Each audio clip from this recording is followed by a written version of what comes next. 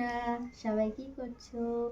দেখো আজকেরও মেনু নিয়ে চলে এসেছি। কি দুপুরে রান্না হয়েছে গরিবের ঘরে তোমাদের একটু দেখিয়ে দিই।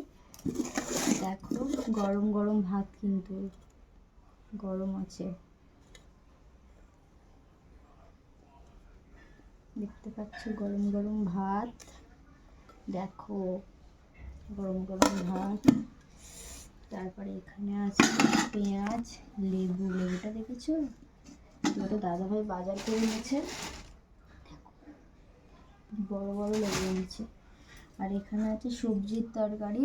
কি কি আছে বলে দিই। বিন কড়াই আছে, ফুলকপি আছে, সয়াবিন আছে, আলু দিয়ে তরকারি করেছি, মানে অল্প অল্প সব ছিল তাই দিয়ে সব একটু সয়াবিন দিয়ে দিয়েছি, দিয়ে সবজিটা তৈরি করে নিয়েছি। আর এখানে হচ্ছে মুগের ডাল, মুগ মসুর দুটোই আছে, দিয়ে ডাল করেছি।